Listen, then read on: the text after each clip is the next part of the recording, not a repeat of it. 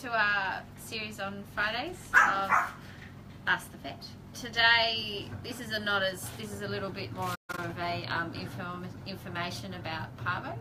We actually, if you've noticed our Facebook page and the Wollongong Animal Rescue Network page, we're actually looking after 5 puppies at the moment, a litter of puppies that have all got positive for Parvo. They arrived into the rescue group with carrying the disease, unfortunately. 2 of the little guys were already sick, 1 quite badly, and the other 3 have gradually shown up as positive over the days.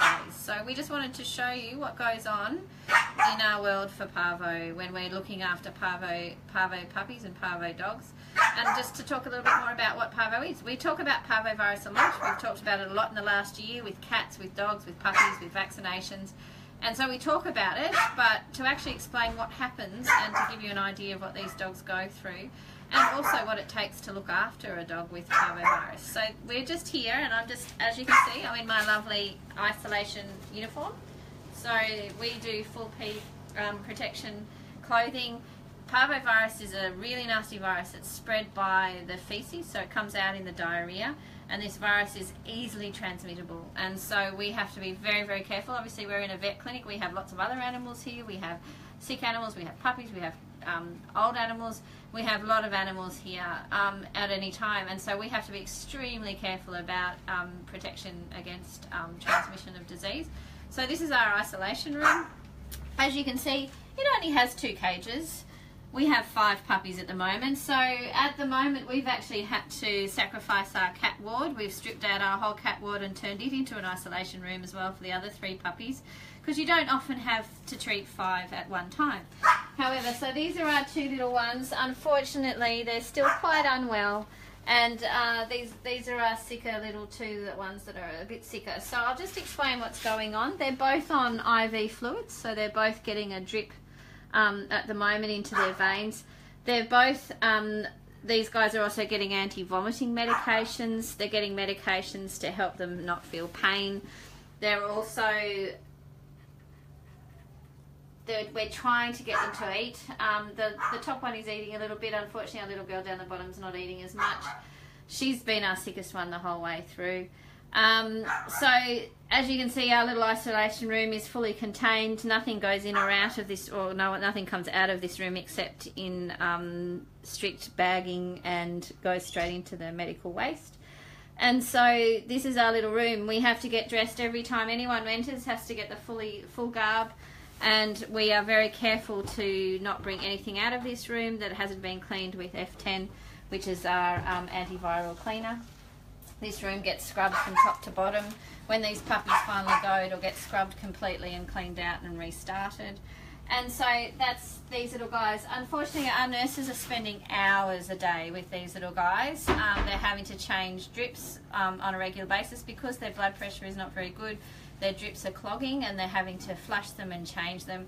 They're getting changed every time they do any poo or wee. Their cages are changed. Everything has to get dressed up. Everything, you know, we go in and out. It takes some time. So I think that it's taking about an hour or 2 for every morning. Is that right, Lockie? It's taking about a couple, or some days it's taking even longer for a nurse to go through and look after these guys each day. Twice a day that's done, plus any other treatments that are done during the day. So this is, as I said, this is our isolation room. We've also sacrificed our cattery, and we might take might see if we can go in there later, but we don't want to obviously move around too much once we're all dressed up. So these little guys, I was going to show you, it's really gross, but if we've got some diarrhea, I just want to show you how bad, and you know, we get, sometimes people accuse vets of, you know, scaremongering and saying, oh, it's not that bad. It is, it's really, really bad. So I just want to show you, I'll see if we've got, and then I'll have to strip off to come out. So I do have clothes underneath though, for sure. Oh, this little one's vomited. Hey, darling girl. Hey, beautiful girl. Oh, baby girl. So she actually finally ate something this morning, but she hasn't been able to keep it down. So she's actually vomited again.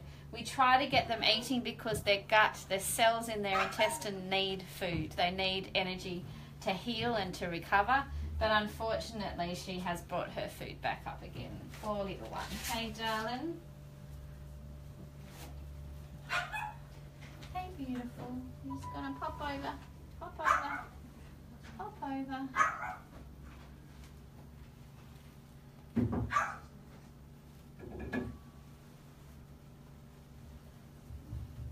Whoops.